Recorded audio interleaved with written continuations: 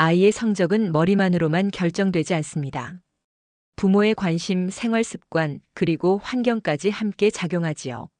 풍수에서는 그 중에서도 공부방의 기운을 아주 중요하게 봅니다.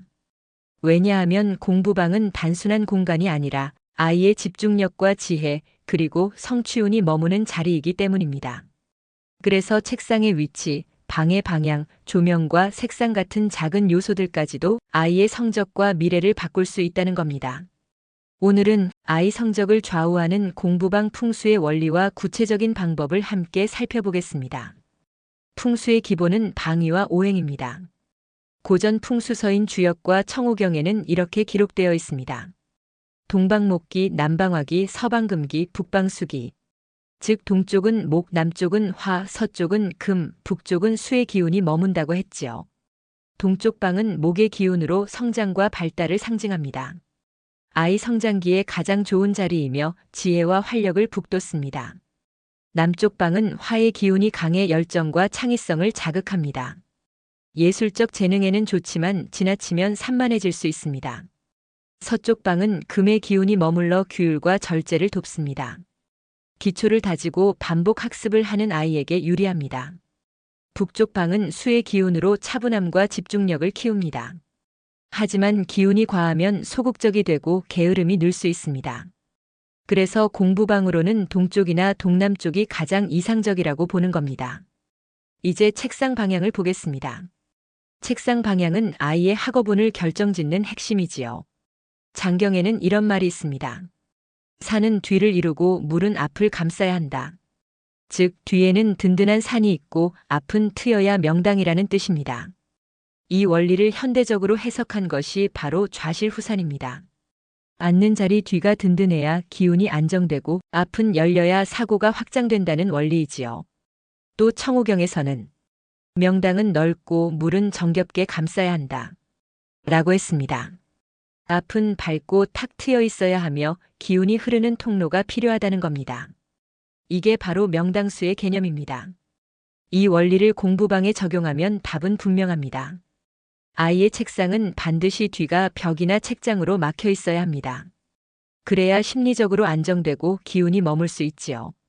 앞은 탁 트여야 합니다. 책상 위가 어수선하면 기운이 흩어지고 창문을 정면으로 마주보면 마음이 밖으로 달아나 집중력이 떨어집니다. 그리고 문은 반드시 시야에 들어와야 합니다.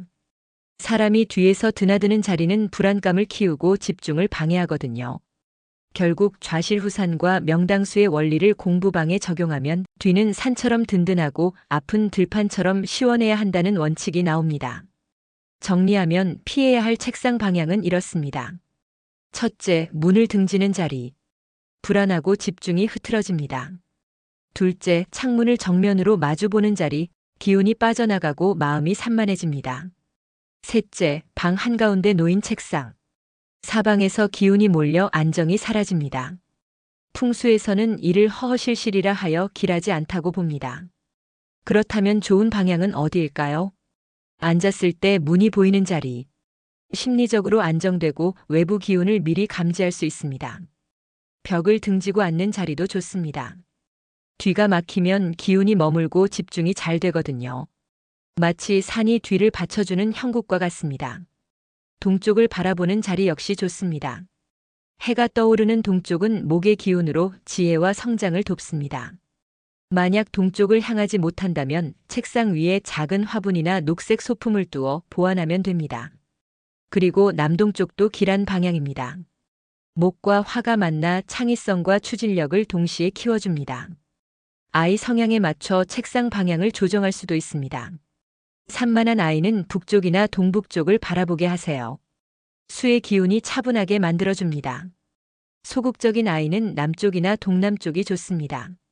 화의 기운이 활력을 불어넣어 적극성을 키워줍니다. 균형 잡힌 학습을 원한다면 동쪽이 가장 무난합니다. 지혜와 성취를 동시에 강화하지요. 만약 구조상 불리한 자리에 책상을 둬야 한다면 보완책이 있습니다. 문을 등질 수밖에 없다면 스탠드 조명을 켜고 뒤에는 책장이나 파티션을 두어 아이가 안정감을 느낄 수 있게 해주세요. 집중력이 약하다면 책상 앞은 단순하게 밝은 벽지로 시선을 고정시켜주면 됩니다. 소음이 문제라면 커튼이나 러그를 활용해 기운을 가라앉히는 것도 도움이 됩니다. 공부방의 조명도 중요합니다. 너무 어두우면 사고가 둔해지고 게으름이 붙습니다. 너무 밝으면 눈이 피로해지고 산만해집니다. 가장 좋은 건 자연광의 스탠드 조명을 더하는 것입니다. 특히 책상 왼쪽에서 빛이 들어오게 하면 기운이 원활하게 흐릅니다. 공부방은 반드시 정리정돈이 되어 있어야 합니다. 옷이나 장난감, 잡동사니가 쌓이면 탁한 기운이 생겨 학업운이 막힙니다. 특히 침대와 책상이 붙어 있으면 게으름의 기운이 강해집니다. 어쩔 수 없이 공간 구조상 침대와 책상이 붙어 있다면 보완하는 방법이 필요합니다. 첫째, 시각적으로 구분해 주는 게 중요합니다. 작은 파티션이나 책장 혹은 커튼을 두어 침대와 책상이 서로 다른 공간처럼 보이게 해주세요. 둘째, 침대 위는 늘 정리정돈을 해두어야 합니다. 이불과 베개가 어수선하면 공부할 때도 마음이 흐트러지고 기운이 산만해지거든요. 셋째, 책상 위는 오직 공부만을 위한 공간으로 두는 게 좋습니다. 잡동사니는 치우고 책과 필기도구만 올려두면 공간의 성격이 분명해져 집중력이 높아집니다. 공간을 정리하는 것만으로도 기운이 맑아지고 성적에도 좋은 영향을 줍니다. 책상과 의자는 안정된 자세를 만들어야 합니다. 바퀴 달린 회전 의자는 집중력을 흩뜨리기 쉽고 허리를 곧게 세워주는 의자가 좋습니다. 책상과 책장은 원목이나 연한 베이지색이 안정감을 줍니다. 벽지 색상은 아이 성향에 맞게 선택하세요. 산만한 아이는 연한 파랑, 소극적인 아이는 연한 노랑, 창의력이 필요한 아이는 연한 초록이 어울립니다. 반대로 빨강이나 검정 같은 강렬한 색은 기운을 흔들기 때문에 피하는 게 좋습니다. 그리고 책상 위에 두면 안 좋은, 피해야 할 물건도 있습니다. 칼이나 모형총 같은 날카로운 물건, 큰 거울, 어지럽게 쌓인 책더미는 기운을 막고 집중력을 해칩니다. 부모가 꼭 기억해야 할 점도 있습니다. 풍수의 역할은 아이를 억지로 누르는 게 아니라 부족한 기운을 보완해주는 것입니다.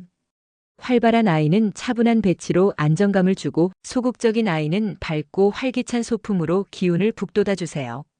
풍수는 운명을 강제로 바꾸는 것이 아니라 환경을 조화롭게 맞춰 아이의 가능성을 열어주는 지혜입니다. 결론은 이겁니다. 아이 성적을 좌우하는 건 단순히 머리가 아니라 집중할 수 있는 환경과 기운입니다. 찢어진 옷이 재물을 세게 하듯 어지럽고 흐트러진 공부방은 학업 기운을 막습니다. 풍수적으로 정리된 공부방은 아이에게 차분함과 집중력 그리고 지혜의 기운을 불어넣습니다. 공부방을 바꾸는 건 성적을 바꾸는 시작이며 아이의 미래를 바꾸는 풍수적 지혜가 됩니다. 아이의 성적과 미래를 바꾸는 풍수 이야기, 오늘도 함께 해주셔서 감사합니다. 구독과 좋아요로 함께 기운을 나눠주세요.